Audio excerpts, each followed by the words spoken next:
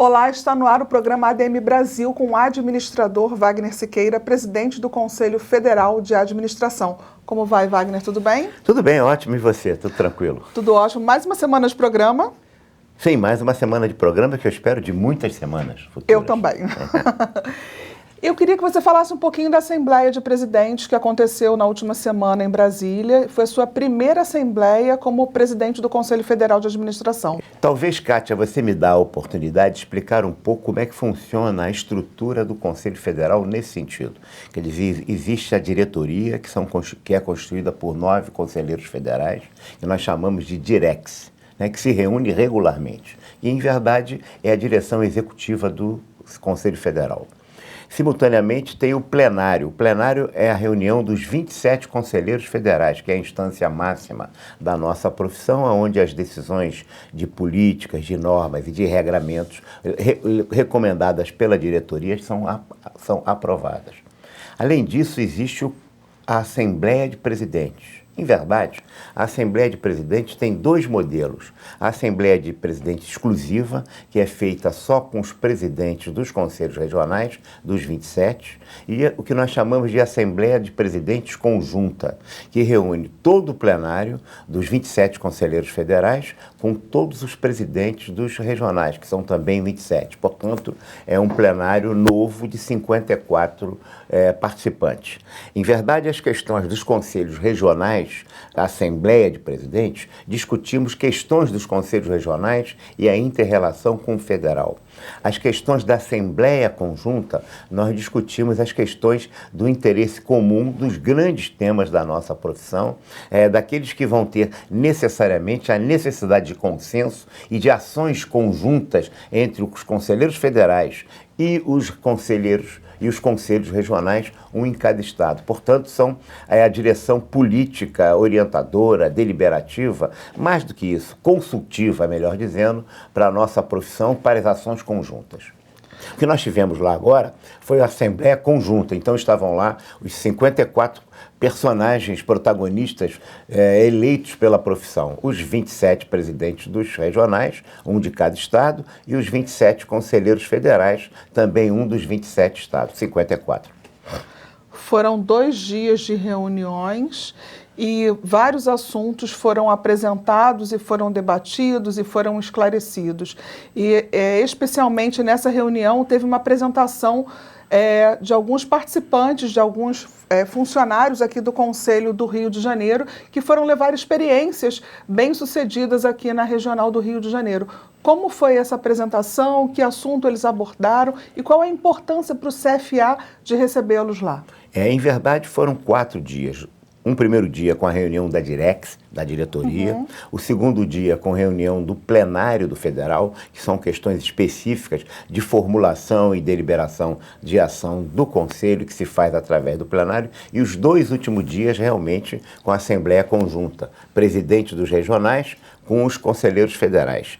A participação do Rio de Janeiro foi extremamente importante porque objetivava compartilhar com todo o grupo que estava presente a experiência extremamente bem-sucedida que o Estado do Rio de Janeiro tem, o Conselho Regional do Rio, no exercício da fiscalização prospectiva, que utiliza de instrumentos de Big Data e de tecnologia de ponta. A ideia não foi apenas uma exibição, uma explicação, uma demonstração deste modelo, mas o compromisso de que esta gestão vai tentar expandir essa experiência para todos os estados brasileiros. O que deu certo no Rio, por que não poderá dar certo nos demais estados? Vamos começar, portanto, com 4 estados.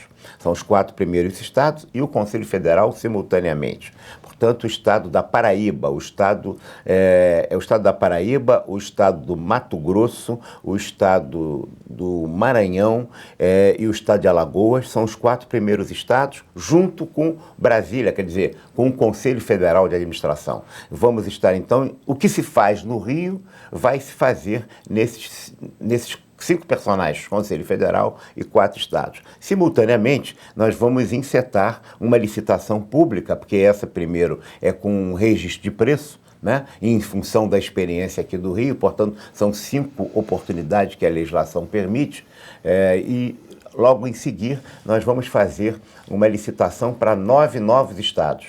E isso basicamente já está decidido também quais serão esses novos estados. Com isso vamos fazer no Acre, Amazonas, Amapá, Rondônia, Roraima, Ceará, Pernambuco, tem mais o estado do Sergipe, Rio Grande do Norte. Se tiver faltando algum, já tem 9? Acho que não, mas são 9, basicamente pegando Amapá também, o Norte e Nordeste, quer dizer, de tal sorte que vamos dotar todos esses órgãos, e é claro que aqueles conselhos que assim o desejarem. Eventualmente, se algum conselho não desejar, não precisa fazer, evidentemente, terá os seus próprios recursos. Mas nós vamos homogeneizar, harmonizar com tecnologia de ponta no século XXI, o que se tem de mais moderno na operação de conselhos. A experiência do Rio de Janeiro é absolutamente inusitada, não há caso igual no Brasil, eu não diria apenas na profissão de administração, em quaisquer das 29 profissões regulamentadas do Brasil. Ninguém tem essa tecnologia que está devidamente implantada no Conselho do Rio desde 2012. Dentre elas, há também, o que mais chamou a atenção, porque ela é realmente a cereja do bolo, mas não é o bolo, né? Da tecnologia de Big Data, da ferramenta de Big Data para aplicação em processos de fiscalização. Só para quem está nos assistindo entender um pouquinho, o que ganham esses estados com esse novo projeto sendo implementado? Eu acho que a primeira coisa que ele ganha é que todos eles, com a implementação em poucos meses depois da aplicação, eu tenho quase certeza que a maioria deles, não todos, mas a maioria deles, que tem uma dependência econômica e financeira ainda do Conselho Federal, eles vão conseguir receitas suficientes para sobreviver bem, se autossustentar e se tornar autônomo em relação ao Conselho Federal. Bom para eles, porque vão ter autonomia com recursos financeiros, vão poder atender muito melhor ao conselho, ao profissional, pessoa física e pessoa jurídica, porque vão dar respostas imediatas num sistema tudo online. Evidentemente que o estado que tiver maior dificuldade em transmissão de dados web vai ter mais dificuldades, mas evidentemente como o Brasil ontem ainda lançou um satélite para garantir, né, melhores condições de uso de internet em todo o país, certamente essa questão nos próximos meses estará resolvida e essa dificuldade vai ser superada. Não tenho dúvida que a melhor qualidade de serviço, o colega não vai precisar sair do seu local de trabalho ou da onde mora, distante. Imagina, ele poderá fazer tudo via web através do sistema interligado por web, que será implantado no Amazonas, por exemplo. A mesma coisa no Amapá, em todos os demais estados, como se faz aqui no Rio de Janeiro hoje, como já se faz de alguma maneira, que está um pouco mais avançado, é o estado de Alagoas, mas está longe de se completar o ciclo. Não tenho dúvida que logo após a implantação, que eu espero que já ocorra por meados de julho, agosto, esses estados, esses regionais, já estejam tendo um belo resultado, e aí, melhor qualidade de serviço, os profissionais tenderão a pagar as suas anuidades, e as pessoas jurídicas também. Algum outro destaque para a Assembleia de Presidentes, algum outro assunto que você acha interessante a gente compartilhar? Porque essas informações que o administrador está nos dando agora, elas estão no site do CRA-RJ, assim como estão também no site do Conselho Federal de Administração. Mas alguma outra informação que você gostaria de nos dar agora, de compartilhar conosco? Nós discutimos também a questão do projeto de lei 439, que é uma questão basicamente que envolve toda a nossa profissão, portanto, seus dirigentes máximos, presidente de conselhos regionais de todo o Brasil e os 27 conselheiros federais também, representando cada um deles um estado. Esse projeto que é exatamente a reformulação de nossa lei que está em tramitação no Senado. Explicamos os avanços importantes que estão sendo alcançados com a entidade co-irmãos, onde havia muita briga e o projeto não tramitava. A gente tem uma ideia, o projeto dos economistas está parado no Senado Federal há 10 anos. Então, o que podemos fazer com os economistas para que o nosso projeto 439 ande e também contribuir para que os economistas também ande. Mesma coisa com os psicólogos. Então, psicólogos, administradores, administradores e economistas, psicólogos, economistas e administradores, nós estamos fazendo um tour de force, quer dizer, um trabalho conjunto para que esse processo avance de tal sorte que, confirmada agora a permanência do senador Romero Jucá como relator desses projetos, a gente quer crer que, chegando com um consenso, senador, estamos aqui em consenso, não estamos ainda fechado o consenso, mas a direção, a motivação, o interesse das entidades é esse.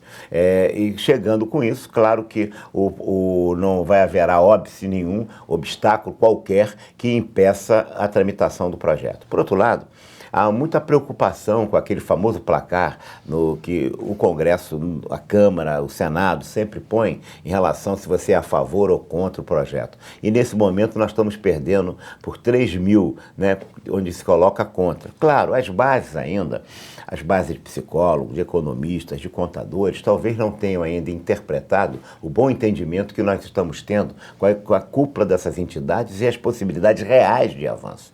Então você, colega administrador que me ouve, que me vê agora, também entre lá no site do Senado e clique lá a favor do projeto 439. Discutiu isso, como fazer para a gente crescer um pouco, para equilibrar, pelo menos vão ficar empate, né? Com as demais profissões, colocando que tem tanta gente a favor quanto tem contra. Hoje a diferença está por 3.000 apenas contra nós.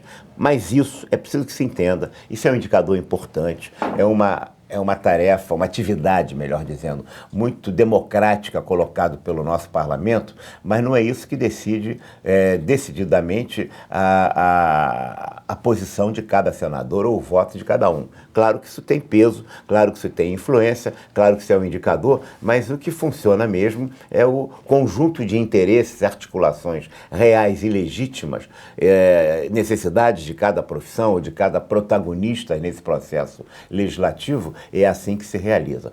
Portanto, vamos igualar esse jogo. Você que não votou ainda nesse placar contra ou a favor à Lei 439, vai lá e vota, clica a favor para que a gente possa melhorar o nosso desempenho. Paralela à reunião, à Assembleia de Presidentes, outras reuniões menores aconteceram. Uma delas até contou com a participação da administradora Renata Mota, que é a conselheira federal suplente, para falar a respeito da classificação brasileira de ocupações. Foi uma reunião muito importante que já estava sendo aguardado esse momento dessa conversa. O que ficou decidido? Isso ainda não terminou. O Conselho Federal tem alguns instrumentos, ferramentas ou documentos já prontos em relação ao que nós chamamos lá de Catálogo Brasileiro de Administração. Em logística, em organização, sistemas e métodos, em pessoal, em suprimentos, a gente tem alguns desses. É preciso que a gente condense tudo isso e vá junto ao CBO, que é um órgão oficial do Ministério do Trabalho, que tem uma importância fundamental, e faça a atualização do nosso CBO. É nesse sentido que o grupo está participando e a Renata é uma dessas participantes. Tem gente de São Paulo, tem gente da Bahia, enfim, tem profissionais num grupo de trabalho, mas esse projeto não se concluiu ainda. Eu acredito que mais 1 ou 2 meses eles concluem essa tarefa. Tá, saindo um pouquinho da Assembleia de Presidente, mas ainda focando na ação do Conselho Federal de Administração. Na última semana aconteceu uma matéria numa grande rede de televisão, num jornal nacional, a respeito de habilidades podem valer mais que diploma na hora de buscar emprego. Esse era o título da matéria e foi uma matéria que fez com que o CFA se posicionasse colocando uma nota de esclarecimento para os administradores. A matéria diz que uma veterinária está atuando como coordenadora de recrutamento e seleção e o engenheiro está à frente num cargo de gerente de marketing. É preciso que as pessoas compreendam. A matéria ela é bem intencionada, ela tem uma série de pontos positivos. Bom que a Rede Globo tenha levantado este tema. Para nós, como conselho de classe, que a lei ela não estabelece prerrogativas para determinado exercício profissional para dar privilégios àqueles que se formam, mas para proteger a sociedade. Portanto, quanto a atividade exclusiva do médico é do médico, é para que nenhum picareta, nenhuma leigo, picareta é forçado, me desculpe, mas nenhum leigo, às vezes picareta também, vai exercer essa função sem estar qualificado, porque coloca em risco a sociedade. Essa circunstância se repete nas 29 profissões regulamentadas. É também assim em relação à administração. A matéria dá a entender que é possível qualquer um exercer as funções de gestão. Não. A lei restringe prerrogativas exclusivas para os profissionais formados em administração, do campo da administração como bacharéis ou de tecnólogos, exatamente para proteger a sociedade. Então, nós, como agentes dessa determinação legal, já notificamos a televisão, explicamos essa questão à Rede Globo, mas certamente já identificamos quais são os personagens e processos de fiscalização de exercício profissional já estão sendo efetivados no sentido de autuar, notificar, intimar essas pessoas por esse exercício legal. Ademais, né, a permanência, a insistência nessas funções, transforma as empresas contratantes em coniventes, solidárias, equivocadamente nesse processo, o que faz com que ambas possam ser o personagem que exerce a função e a própria organização como conivente, praticantes do que se chama de contravenção penal.